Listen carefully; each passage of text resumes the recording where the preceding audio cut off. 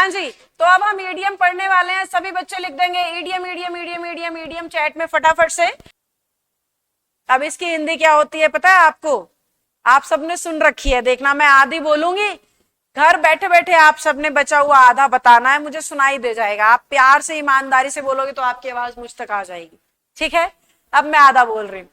The cock is at its best on its own dunghill को हिंदी में कहते हैं अपनी गली में तो कुत्ता भी, क्या आता है आगे पता है कि नहीं?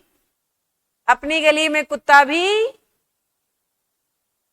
यस, जिस जिसके मुंह से निकला बिल्कुल सही निकला। अपनी गली में तो कुत्ता भी शेर होता है। सुनिए ना ये कहावत हिंदी में, उसको इंग्लिश में कहते हैं the cock is at its best on its own dunghill. अब देखो हिंदी में कह रहे हैं कुत्ता और शेर, इंग्लिश में लिख रहे हैं मुर्गा। यही तो खास बात है प्रोवर्ब की भी और इंग्लिश की भी। हमारे बच्चों की आदत क्या है, शब्दों की हिंदी बनाते रहते हैं, और शब्दों की हिंदी बनाने से होता ही कुछ नहीं। आधे से ज्यादा बातें तो छुपी हुई होती है इंग्लिश में, इसीलिए हम इंग्लिश सीख नहीं पाते। सही मेथड और सही टीचर बहुत जरूरी है ज्ञान देने के लिए। तो मेथड सही है, टीचर सही है, तो फिर उसको छोड़ो मत कभी, उसको तब तक पकड़ के रखो जब तक वो सब्जेक्ट सिखा ना दे।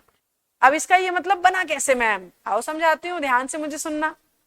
कोक होता है बेटा मुर्गा, और डंग हिल होता है गोबर का ढेर। डंग होता है गोबर और हिल होती है पहाड़ी, गोबर की पहाड़ी। अब गोबर की पहाड़ी पे बैठा हुआ मुर्गा अपने आप को बेस्ट सोच रहा है। गोबर की पहाड़ी पे मुर्गा बैठ के क्या सोच रहा है, मैं ही राजा हूं भाई इस साम्राज्य का, और तो कोई है ही नहीं। उसको ये थोड़ी पता है गोबर की पहाड़ी से नीचे उतरा नहीं और लोग काट के खाने को तैयार बैठे हैं। कोई रोस्ट करके खाएगा, कोई कुछ करके खाएगा, है ना? तो अब मुर्गा एक भ्रम में है। मुर्गा अपने एरिया में शेर समझ रहा है खुद को, असली में वो शेर है थोड़ी ना। अपने घर में शेर बाहर ढेर, उसी को कहते हैं the cock is at its best on its own dunghill. मुर्गा अपने ही गोबर के पहाड़ पे राजा है, नीचे उतरता ही खाजा है, समझे? हाँ, गोबर के पहाड़ को पहाड़ कहना भी गलत होगा, मतलब ऐसे ढेर सा लगा देते हैं गोसे का गोबर का। यहाँ हरियाणा में उसको कुरड़ी बिटोड़ा इन नामों से बुलाया जाता है। अब आप अलग अलग स्टेट के हैं, पता नहीं इस बात को समझते हैं या नहीं। बस कहने की बात इतनी सी ही है कि बहुत सारा गोबर ऐसा इकट्ठा ढेर लगा के रख दिया, उसको डंग हिल कहते हैं। तो ये प्रॉवर्ब है। Okay Mohit Kumar ji, that's even better, that's very nice.